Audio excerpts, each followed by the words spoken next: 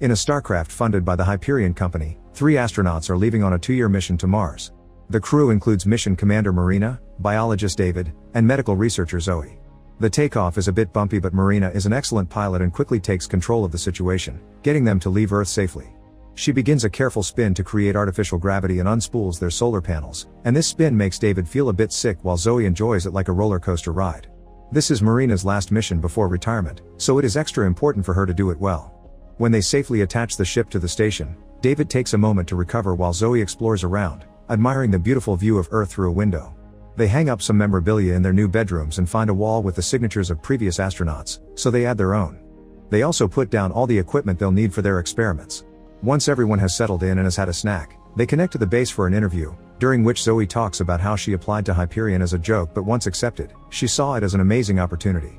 David explains it will be difficult to leave his wife for 2 years, but his research into making life possible on Mars is essential to one day making a second home for humanity. Later, while checking the systems, Marina notices blood on the ground, and she looks up to discover it is dripping from a compartment above. With a power tool, she proceeds to open the compartment, and suddenly an unconscious man falls out, crushing her arm in the process. As air begins escaping from the broken panel, David and Zoe come to take the stranger to the infirmary while Marina tries to repair the damage on the compartment to no avail. After sealing the door to avoid losing more oxygen, Marina finds the man's ID and learns he's Michael, a member of launch support. Marina calls Hyperion, but they're unsure how Michael ended up on the ship. At the infirmary, Zoe cuts the man's shirt and finds a serious bleeding wound that she immediately patches up with stitches. Afterward, Zoe 3D prints a cast for Marina so she can keep her arm safe while it recovers. Marine notes that with the ship's damage, carbon dioxide is higher than it should be, and David immediately uses their extra tanks to fix it. When Michael finally wakes up, he is shocked to find out he's in space and starts to freak out. Zoe calms him down with soothing words, and the rest of the crew joins them for some questions. Michael says he is a launch engineer, that he remembers arming the second stage firing pins, and that he thought he was clipped in, but he has no memories after that. When he hears they took off 12 hours ago, he panics again as he explains he needs to get back to his sister because she's alone. Marina explains they're moving too fast and don't have enough fuel to turn around, but she assures him they shall check with Hyperion for a solution.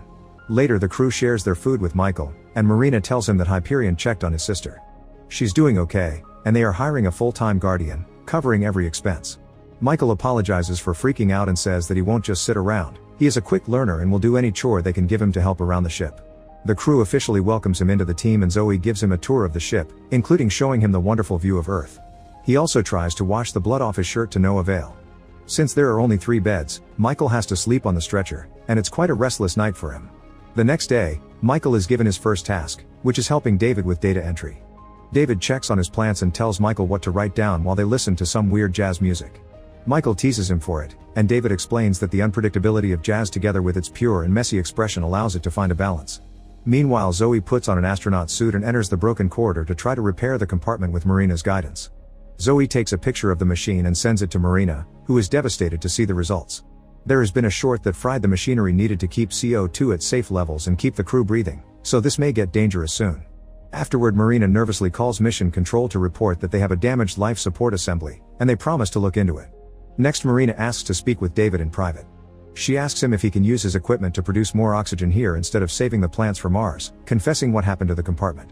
David says that there might be a way for him to pull it off, and before he leaves to work on it, Marina tells him to keep this between them.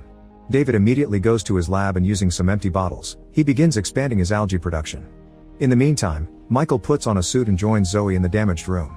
Together they remove the compartment, but once they are done, they notice Michael's stitches reopened, so Zoe quickly takes him to the infirmary.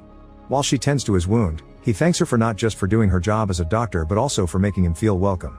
Zoe asks him to remove his shirt so she can have better access to his wound, and this reveals a big burn scar on his chest. Later, David reports back to Marina, explaining he used up half his algae and got about half the oxygen output they need. Marina tells him to use the other half too, and this greatly upsets him. Using it all would leave him unequipped to do his research once they reach Mars, ruining years of work. David doesn't want to throw all that away when they could still fix the compartment, but Marina finally confesses that it is damaged beyond repair. Now David has no choice but to use all his plants. He destroys a few that had managed to grow well and sets up more bottles to expand the algae cultivation.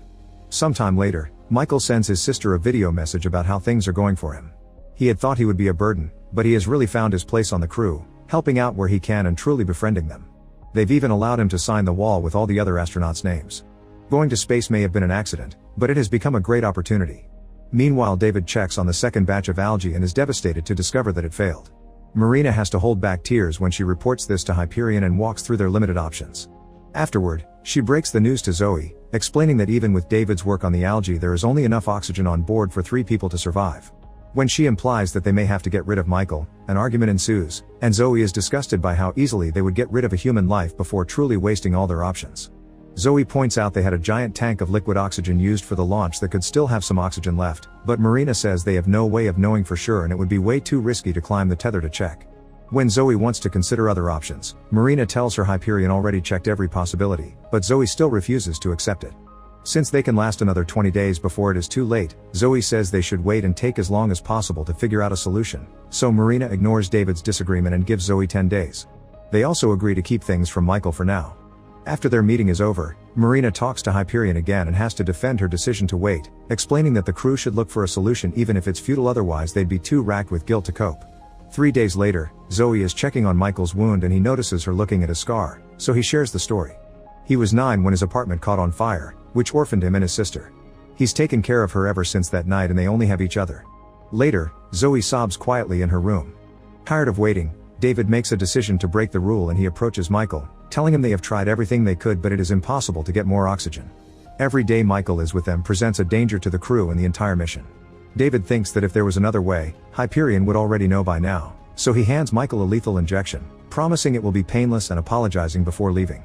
Michael sobs as he looks at the bracelet his sister made him, then he inspects the deadly needle. Deciding he must do the right thing, he sends another video message to his sister apologizing that he can't be with her every step of the way and reminding her how tough she is. Even during this difficult message, Michael speaks of the crew fondly. Moments later, Zoe finds Michael staring listlessly into space with the needle next to him because he hasn't been brave enough to do it yet. Zoe tells him he doesn't have to, and while Michael is thankful that she keeps fighting for him, he thinks it's hopeless. However, Zoe disagrees and shares a story of her own. 12 years ago, she tried to save a drowning man at the beach. She spent 5 minutes just trying to keep his head above water, nearly drowning herself, then they happened to get saved by a passerby in a boat. She hadn't known someone was coming, she just had hope. Zoe promises she will not give up and goes to see David, who says Michael died the moment they took off. He is furious because he continues to lose algae, and he has already lost all his life's work anyway.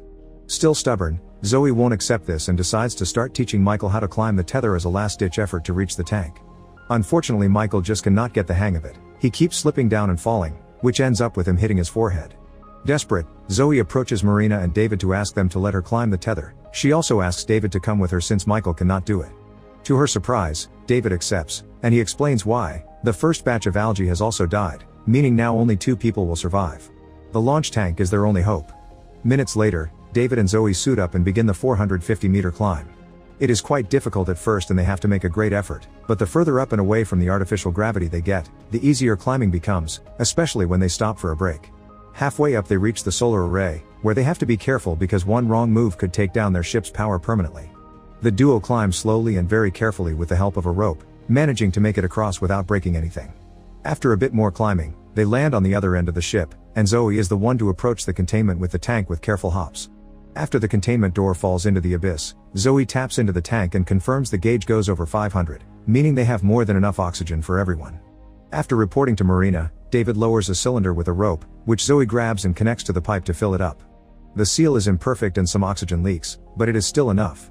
Once the canister is full, she sends it back up, and David lowers the second one. Zoe quickly begins to fill it, but suddenly an alarm goes off, warning them of a solar storm approaching. Marina orders them to abort because if they are not back in 20 minutes, the radiation will kill them. Zoe climbs out of the tank in a hurry, leaving the second canister behind, meaning only 3 people will be surviving. She begins to climb back, but when she crosses the solar array to join David, she loses control, sliding fast toward the ship until she slams into it and accidentally loses the canister, which disappears into the void of space. The duo goes back inside and after some awkward silence, David points out that their only hope is the second canister still in the tank. Maybe after the storm passes they can get it back, but Marina points out the storm will last hours and they will be dead by then. Michael volunteers to climb through the radiation and sacrifice himself to get the canister since this is his fault, but they know he is untrained and could never make it. Marina can't go because she has to pilot the ship, so David tries to volunteer next but Zoe beats him to it. Zoe says her goodbyes to each crew member and leaves to start the climb. It is even more difficult now with the solar storm slowly burning her face, but after lots of effort, she manages to make it to the tank and retrieve the canister. She immediately puts it inside for the crew to pick up, and Marina thanks her for her sacrifice in silence. Now Zoe sits on top of the ship, her skin burning and her breaths becoming labored as she takes in the sight of stars and Mars in the distance, waiting for the radiation poisoning to do its thing. Make sure to subscribe and turn on notifications so you can watch more videos like this. Thanks for watching.